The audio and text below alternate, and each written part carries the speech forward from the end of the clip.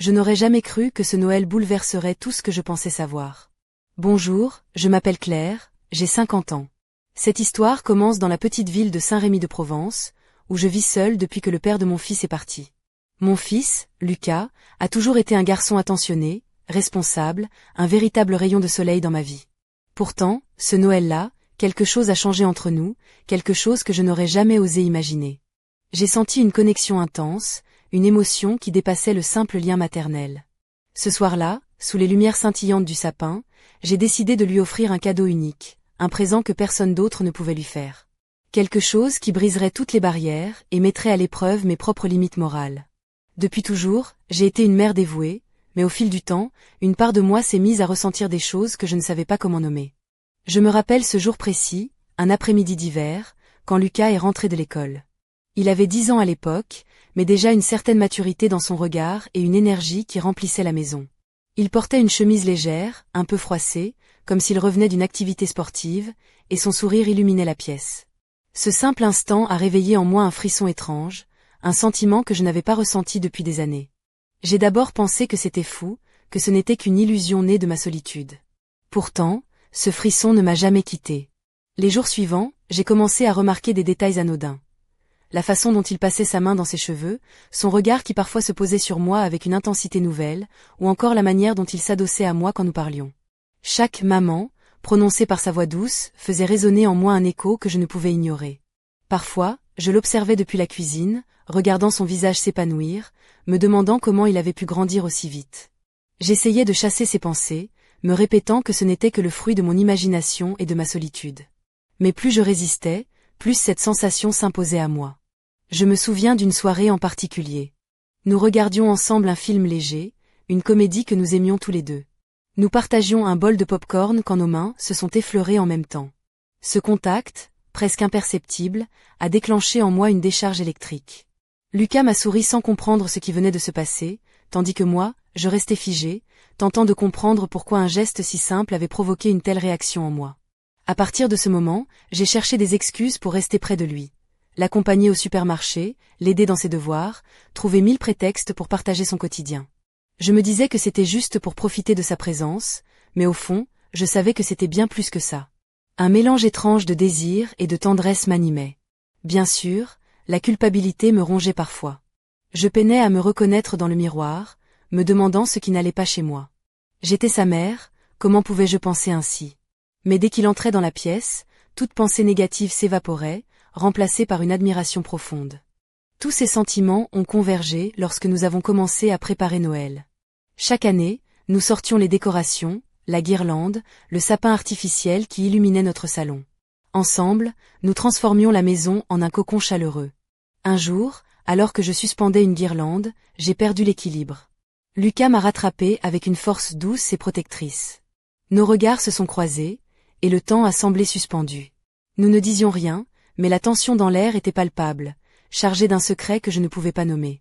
Je savais que je franchissais une frontière, un territoire interdit que je n'avais jamais envisagé. Pourtant, une partie de moi refusait d'arrêter, se persuadant que ce n'était qu'un rêve intérieur, une illusion née de la solitude. Les jours avant Noël, ces émotions se sont intensifiées. Je me suis surprise à imaginer comment lui exprimer ce que je ressentais, comment lui montrer qu'il comptait plus que tout au monde. Je savais que je jouais avec le feu, que c'était dangereux, mais la magie de Noël semblait m'offrir une dernière chance d'être honnête avec moi-même. L'air froid de décembre enveloppait Saint-Rémy, les rues scintillaient des lumières des marchés de Noël, et les familles s'affairaient dans les boutiques à la dernière minute. Lucas et moi venions de finir de décorer le sapin, tandis qu'une musique douce emplissait la maison. Ce temps passé ensemble renforçait notre lien, qui semblait prendre une nouvelle dimension. Un après-midi, alors que nous installions des guirlandes dans le jardin, il s'est arrêté, regardant le ciel gris. « Tu sais, maman, j'ai toujours aimé Noël avec toi. Tout paraît plus chaud, plus heureux. » Ces mots ont touché mon cœur, me rappelant que malgré mes tourments, notre relation était sincère et précieuse. Alors que je remettais son col de manteau en place, je lui ai murmuré, « Lucas, tu es la raison pour laquelle je fais tout ça. Depuis que ton père est parti, tu es mon univers. » Nos yeux se sont croisés, et pour un instant, le silence a parlé plus fort que n'importe quelle parole. Cette nuit-là, en préparant le dîner, j'étais partagée entre l'angoisse et l'excitation. Noël approchait, et je ne cessais d'imaginer ce moment unique que j'avais prévu. Je savais qu'il fallait être prudente, que rien ne devait sembler déplacé.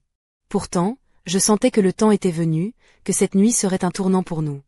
À mesure que les jours s'égrenaient, l'ambiance dans notre maison de Saint-Rémy-de-Provence devenait de plus en plus féerique. Les rues pavées s'illuminaient de guirlandes colorées, et le parfum des marrons chauds flottait dans l'air frais de décembre. Mais au-delà de cette atmosphère festive, un tourbillon d'émotions me submergeait. Chaque matin, en voyant Lucas s'habiller pour l'école, je ne pouvais m'empêcher de remarquer la façon dont son pull moulant dessinait sa silhouette naissante d'adolescent. Je me surpris à apprécier ces détails d'une manière que je savais dangereuse. Lucas, quant à lui, semblait plus proche que jamais. Il proposait de m'aider pour les courses, une nouveauté qui me réjouissait et me troublait à la fois. Habituellement, il préférait rester à l'écart, absorbé par ses devoirs ou ses jeux vidéo.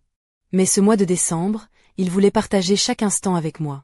Ses mains se posaient parfois sur mon épaule, son regard cherchait le mien avec une tendresse nouvelle, et ses paroles, même banales, résonnaient avec une intensité que je ne comprenais pas entièrement. Un après-midi, alors que nous installions des décorations dans le jardin, Lucas leva les yeux vers le ciel gris chargé de nuages. « Tu sais, maman, j'aime ces moments avec toi. Noël semble plus doux, plus vivant. » Ces mots, simples et sincères, m'ont frappé en plein cœur. Ils me rappelaient que malgré mes pensées troublantes, notre lien était pur, empreint d'une affection profonde. Je lui répondis avec un sourire, en ajustant son écharpe, « Lucas, tu es la lumière de ma vie. Depuis que ton père est parti, tu es mon monde entier. » Le temps semblait suspendu entre nous, et cette douceur m'a donné le courage de nourrir un secret bien gardé. Chaque jour, je préparais un cadeau particulier, invisible aux yeux du monde, un présent qui ne ressemblait à aucun autre. Ce n'était ni un objet ni un paquet, mais quelque chose de plus intime, de plus profond. Je réfléchissais sans cesse à la manière de lui offrir ce don, comment lui faire comprendre l'importance qu'il avait pour moi, au-delà des mots. Les soirées étaient devenues notre refuge. Nous partagions des moments simples, comme la préparation du dîner ou la dégustation de biscuits faits maison, rire et complicité remplissant la cuisine.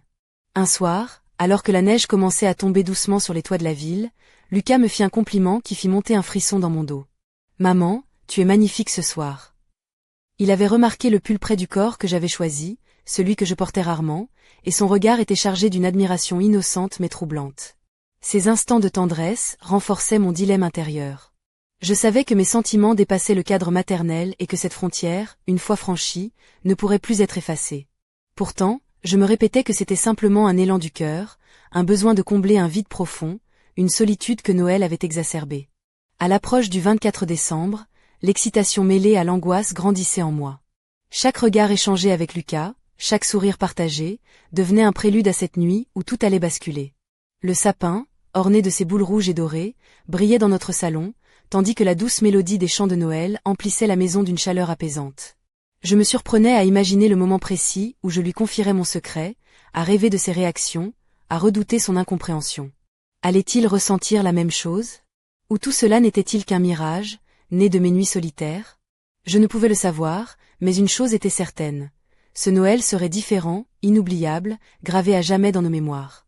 Alors que je préparais le repas du réveillon, je sentais mon cœur battre à tout rompre, oscillant entre la peur et l'espoir. Lucas, insouciant, m'aidait à dresser la table, ignorant le tourment qui m'habitait. Ce soir-là, sous les lumières tamisées du salon, j'allais franchir une ligne que je n'avais jamais osé franchir auparavant. Et je savais, au plus profond de moi, que rien ne serait plus jamais pareil. La veille de Noël à Saint-Rémy-de-Provence s'annonçait comme un tableau parfait, baigné dans une lumière douce et chaleureuse. Les fenêtres de notre maison étaient ornées de guirlandes scintillantes, et l'odeur de cannelle et de sapin flottait dans l'air. Pourtant, dans mon esprit, tout était loin d'être calme. Le poids de mes sentiments et des décisions à venir m'étouffait. Je savais que cette nuit serait une épreuve, un moment charnière où je devrais affronter mes émotions les plus profondes. Lucas, de son côté, semblait naturel et joyeux, comme si rien ne pouvait troubler son innocence enfantine. Il portait un pull rouge vif, simple mais élégant, et ses yeux pétillaient d'impatience à l'idée de la fête. Il avait cette façon de sourire, cette lumière dans son regard, qui me faisait fondre chaque fois. J'avais parfois du mal à croire qu'il était le même petit garçon que celui que j'avais tenu dans mes bras autrefois. Sa voix, douce et assurée, remplissait la pièce quand il me proposait son aide pour finir la décoration du sapin ou préparer les derniers plats. Nous avions passé la journée à peaufiner les préparatifs. Le sapin trônait fièrement dans le salon, paré de ses boules rouges, blanches et dorées, tandis que la guirlande lumineuse serpentait autour des branches comme un serpent d'or. Je portais une robe en velours bleu nuit, cintré à la taille, avec des manches 3/4 qui laissaient entrevoir mes bras légèrement bronzés. Aux pieds, des escarpins noirs vernis ajoutaient une touche d'élégance discrète.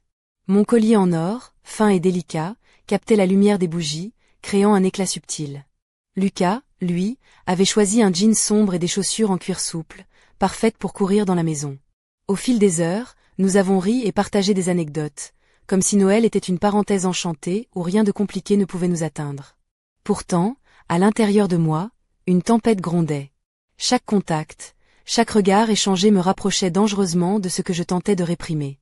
Une part de moi voulait s'abandonner à cette intensité, tandis qu'une autre me suppliait de garder mes distances.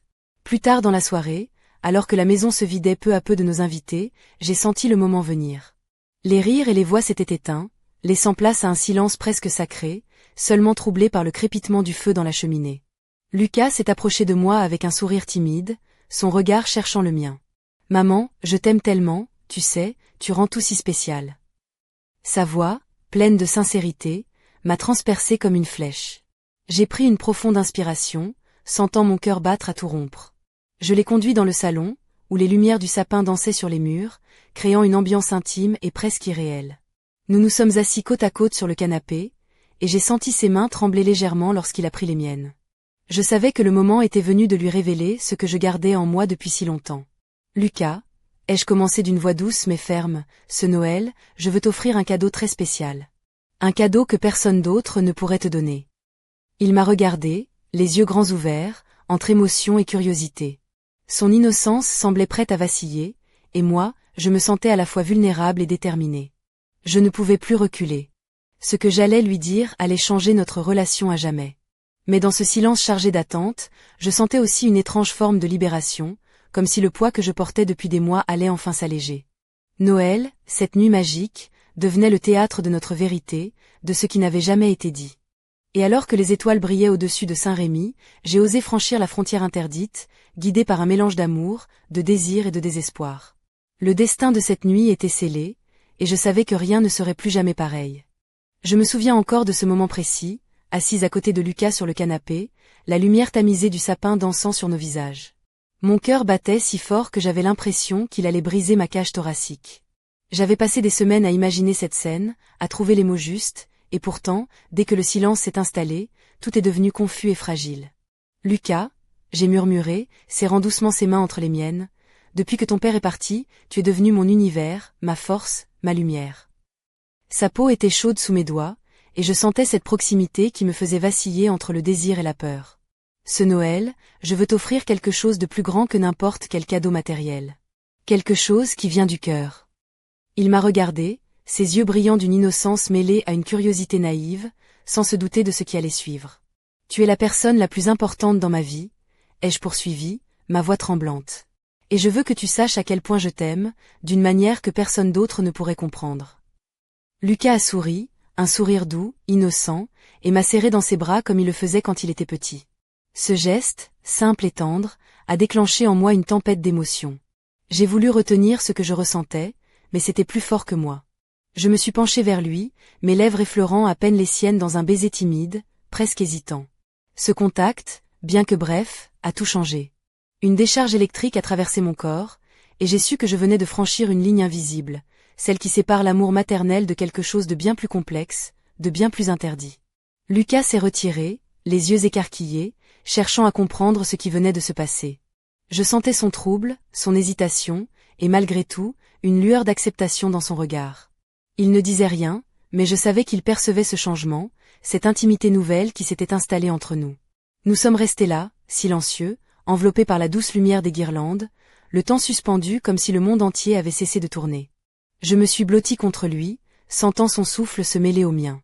Ce moment était à la fois terrifiant et merveilleux, un mélange d'amour pur et de confusion. Je savais que ce que je venais de faire allait bouleverser nos vies à jamais. Pourtant, malgré la peur et la culpabilité qui me rongeaient, je ne pouvais regretter ce baiser, car il avait révélé une vérité que je ne pouvais plus ignorer. Alors que la nuit avançait, je réalisais que nous étions désormais liés par un secret profond, un lien invisible mais puissant.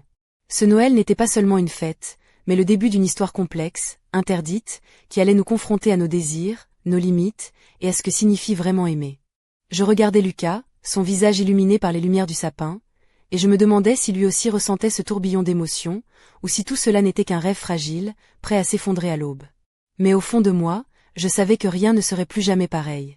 Notre relation venait de basculer, et je devais désormais affronter les conséquences de cet amour interdit qui s'était glissé dans notre vie comme une ombre douce et menaçante. Le lendemain matin, la lumière dorée de décembre filtrait doucement à travers les volets de notre chambre à Saint-Rémy. Je me suis réveillée avec un mélange d'appréhension et d'espoir, le souvenir de la veille vibrant encore dans chaque fibre de mon être. Lucas dormait paisiblement à mes côtés, son visage détendu et innocent, comme si rien ne s'était passé. Pourtant, je savais que quelque chose avait changé entre nous. En silence, je l'ai observé un long moment, hésitant à briser cette paix fragile. Je voulais croire que ce baiser avait été un instant suspendu dans le temps, un secret partagé mais non compris. Mais au fond de moi, une part brûlante réclamait davantage, un désir profond de voir si lui aussi ressentait ce lien unique. Le matin s'est déroulé dans une douceur presque irréelle. Nous avons déjeuné ensemble, partageant des éclats de rire autour des croissants encore chauds et du café fumant. Lucas m'a complimenté sur ma robe, un geste simple mais qui a ravivé en moi une confiance oubliée. Ces mots résonnaient comme une musique douce, et je sentais mon cœur s'ouvrir un peu plus à chaque regard qu'il posait sur moi. Plus tard, alors que nous préparions le repas de Noël, nos gestes se sont faits plus complices, presque instinctifs. Il me passait les ingrédients, me taquinait doucement, et je sentais cette tension électrique palpiter entre nous. Pourtant, nous ne parlions pas de ce qui s'était passé. Le silence entre nous était lourd de non-dits, chargé d'une intimité nouvelle mais fragile. L'après-midi, une invitation à la promenade nous a poussés dehors, malgré le froid vif qui mordait les joues. Nous avons marché dans les ruelles décorées de Saint-Rémy, main dans la main, savourant chaque instant comme une parenthèse enchantée. Le regard de Lucas était parfois perdu dans le mien, cherchant des réponses que je n'osais pas lui donner. De retour à la maison, alors que la nuit tombait, les premières étoiles scintillaient dans le ciel limpide. Nous nous sommes assis près de la cheminée, enveloppés dans un silence complice. J'ai senti qu'il était temps de briser la glace. Lucas, ai-je murmuré, ce que nous avons partagé hier soir, c'est compliqué, mais c'est réel. Il m'a regardé, les yeux brillants d'émotion, une légère hésitation dans sa voix. Maman, je ne comprends pas tout, mais je sais que je t'aime. Ces mots simples, prononcés avec une sincérité désarmante, ont fait fondre mes dernières résistances. Cette journée, suspendue entre tendresse et confusion, a scellé notre lien d'une manière que je n'aurais jamais imaginée. Nous étions deux âmes perdues, cherchant un sens à cet amour interdit qui grandissait en silence. Pourtant, une part de moi craignait l'avenir, les jugements, et la société qui ne pardonnerait jamais une telle transgression.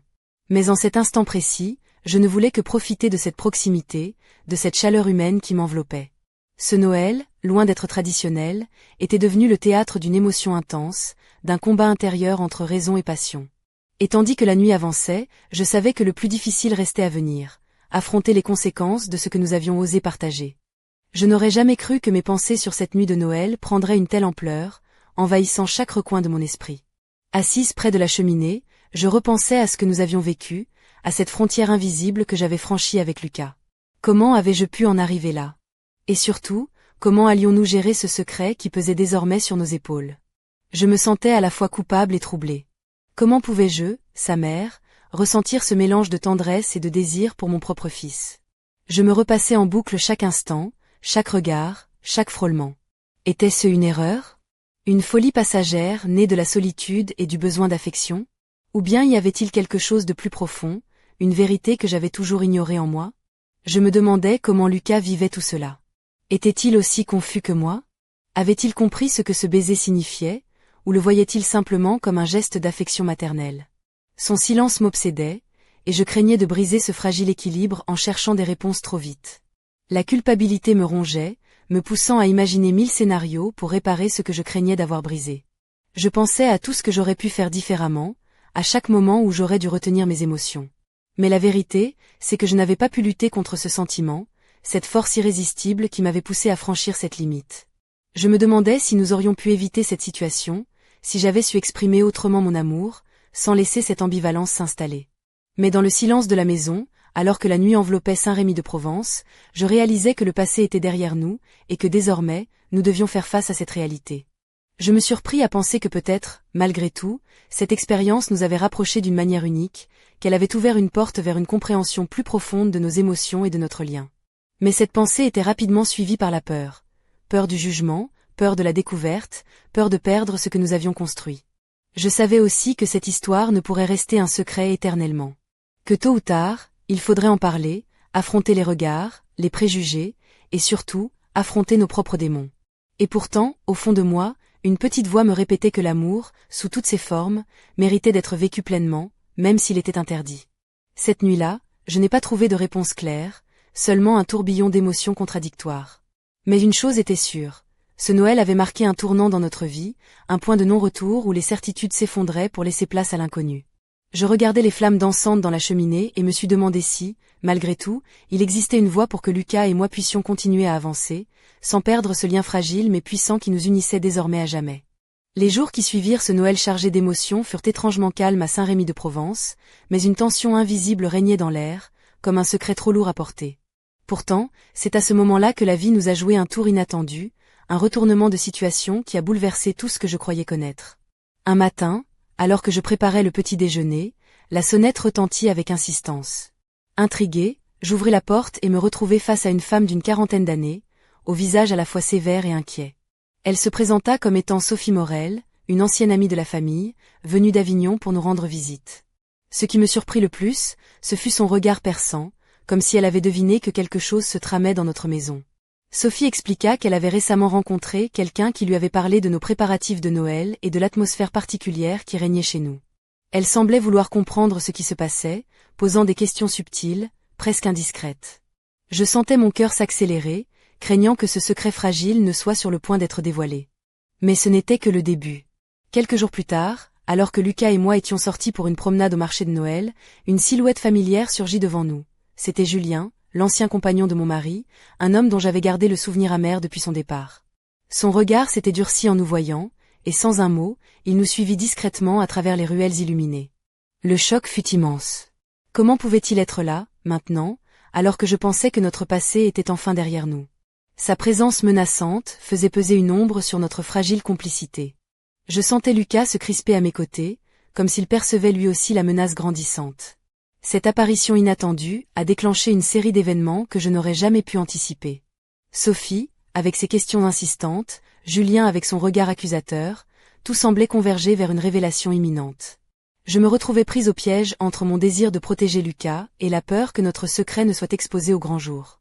Je réalisais alors que notre histoire, jusqu'ici confinée dans l'intimité de notre foyer, risquait de devenir un scandale, un sujet de murmures dans les rues étroites de Saint-Rémy. La pression montait, et je sentais que le moment où tout basculerait approchait à grands pas. Dans cette atmosphère lourde, je compris que je ne pouvais plus fuir. Il fallait affronter la réalité, faire face au jugement, et trouver une manière de protéger ce lien unique, fragile mais indestructible, qui nous unissait malgré tout. Et tandis que les jours raccourcissaient, et que les lumières de Noël s'éteignaient peu à peu, une question brûlante s'imposait à moi. Allions-nous survivre à cette tempête, ou était-ce la fin de tout ce que nous avions construit? L'apparition de Julien dans notre vie fut un choc brutal, une onde de choc qui fit trembler les fondations de notre fragile équilibre. Ce jour-là, alors que nous déambulions dans les allées du marché de Noël de Saint-Rémy, illuminées par les guirlandes multicolores, je sentis son regard pesant sur nous, comme une menace silencieuse. Lucas, à mes côtés, resserrait sa main dans la mienne, son visage marqué par une inquiétude nouvelle. Julien s'approcha finalement, son expression mêlant colère et rancune. « Claire, dit-il d'une voix basse mais ferme, je ne pensais pas te revoir ici, surtout pas avec lui. » Son regard se posa sur Lucas, et je vis dans ses yeux une lueur de suspicion, comme s'il devinait quelque chose d'inavoué. Je tentai de garder mon calme, répondant avec douceur, « Julien, ce passé est derrière nous. Nous avons construit notre vie autrement. » Mais il secoua la tête, son sourire amer révélant une détermination inquiétante. « Tu crois que tout peut s'effacer comme ça? Je sais ce qui se passe, Claire. » Ces mots me glacèrent le sang. Comment pouvait-il savoir? Était-il au courant de ce que j'avais essayé de cacher, ou n'était-ce qu'une menace destinée à me déstabiliser? À côté de moi, Lucas semblait prêt à fuir, ses yeux cherchant une échappatoire. Peu après cette rencontre, Sophie redevint présente, ses visites devenant plus fréquentes, ses questions plus pressantes. Elle avait ce don pour sonder les âmes, et je sentais qu'elle cherchait à percer le mystère qui nous entourait. Une nuit, alors que nous discutions près du feu, elle me lança, d'un ton presque accusateur, « Claire, tu sais que je suis là pour toi, mais il faut que tu sois honnête. Quelque chose ne va pas. » Je sentis les larmes monter, et pour la première fois, je laissai tomber le masque. Je lui confiai cette liaison interdite, ce lien complexe et déchirant que je partageais avec Lucas. Sa réaction fut un mélange de choc et de compassion, mais aussi de prudence. « Tu joues avec le feu, Claire, murmura-t-elle, et le danger est plus proche que tu ne le penses. » À mesure que les jours passaient, la tension devenait insupportable. Julien semblait vouloir exploiter ce secret pour me déstabiliser, Sophie oscillait entre soutien et avertissement, et Lucas, lui, se refermait peu à peu sur lui-même, pris dans ce tourbillon d'émotions contradictoires. Je me retrouvais enfermé dans un piège, incapable de fuir, mais aussi incapable d'affronter pleinement ce qui nous menaçait. La frontière entre amour et destruction devenait de plus en plus floue, et je sentais que le moindre faux pas pourrait tout faire basculer. Dans ce chaos, une question obsédait mon esprit. Jusqu'où serais-je prête à aller pour protéger Lucas, pour préserver ce lien unique, même si cela signifiait défier le monde entier? Cette nuit-là, alors que la neige recouvrait doucement les rues de Saint-Rémy, je réalisais que notre histoire n'était plus seulement un secret entre nous, mais une lutte pour notre survie, une bataille contre des forces invisibles prêtes à tout détruire sur leur passage. Le vent glacial de décembre balayait les ruelles de Saint-Rémy de Provence, emportant avec lui les dernières feuilles mortes et les murmures étouffés d'une ville qui semblait retenir son souffle. Dans notre maison, l'atmosphère était devenue électrique, chargée d'une tension insoutenable. Chaque regard échangé entre Lucas et moi était un mélange d'amour, de peur et d'incertitude. Julien n'était plus une simple menace lointaine, il était devenu une ombre pesante, un spectre qui planait sur nos vies, prêt à tout pour briser ce fragile équilibre. Sophie, de son côté, oscillait entre soutien et menaces voilées, ses visites devenant autant de rappels douloureux que le secret que je portais pouvait exploser à tout instant. Un soir, alors que je préparais le dîner, j'entendis des voix fortes dans le salon. Lucas et Julien s'étaient affrontés dans un échange chargé de reproches et de rancune. Les mots fusaient, tranchant comme des lames, déchirant le silence fragile qui régnait jusque-là. Je restais figé, incapable d'intervenir, sentant mon cœur se briser à chaque phrase. La maison semblait prête à imploser sous le poids des non-dits et des tensions accumulées. Chaque geste, chaque souffle, chaque regard prenait une dimension dramatique, comme si nous étions les acteurs d'une tragédie inévitable. Je me surprenais à imaginer des scénarios toujours plus sombres.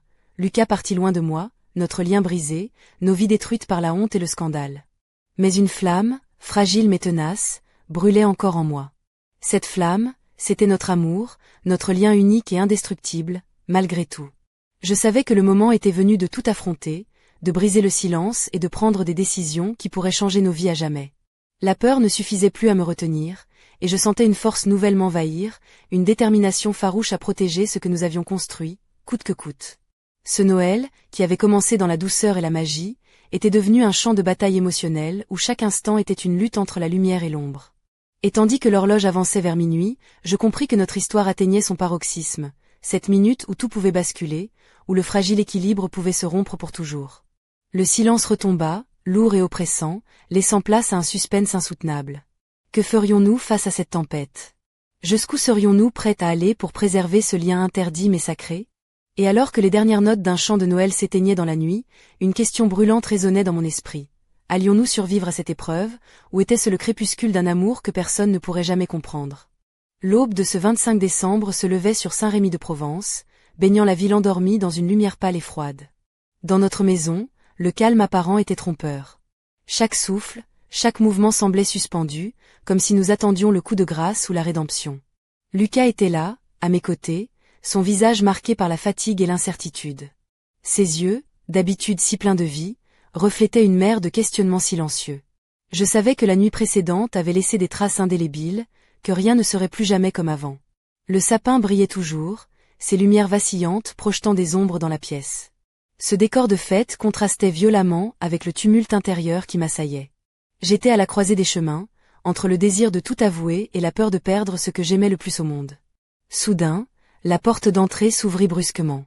Julien fit irruption, son visage marqué par une colère contenue et une détermination féroce. Il tenait dans ses mains un dossier épais, rempli de lettres et de photos, des preuves compromettantes qu'il semblait prêt à exposer au grand jour. « Claire, lança-t-il d'une voix glaciale, il est temps que tout le monde sache la vérité. Cette histoire ne peut plus rester cachée. » Son regard perçant croisait le mien, défiant, accusateur. Je sentis mon cœur se serrer, une douleur sourde m'envahir. Lucas se leva lentement, faisant face à cet homme qui menaçait de détruire notre monde. Nos regards se croisèrent, un mélange de peur et de courage passant entre nous. Dans ce moment suspendu, tout semblait possible. La tempête qui grondait depuis des semaines atteignait son apogée, prête à tout emporter sur son passage. Mais au-delà du chaos, une force mystérieuse nous liait, une promesse silencieuse de lutte et de survie. Je pris une profonde inspiration, consciente que cette journée marquerait un tournant irréversible. Que ferions-nous face à cette révélation? Serions-nous capables de surmonter le jugement, la douleur, et le rejet? Alors que Julien avançait, prêt à lancer son attaque, une pensée m'envahit. Parfois, les plus grandes épreuves révèlent la vérité la plus profonde de l'amour. Et peut-être, au-delà des tabous et des interdits, se trouvait une force capable de transcender tout, même le pire des orages. Le rideau tombait sur ce Noël d'exception, mais l'histoire était loin d'être terminée. Dans le silence qui suivit, une question brûlante résonnait encore dans l'air glacé. Allions-nous trouver la lumière au cœur de cette nuit noire, ou sombrer dans l'oubli à jamais?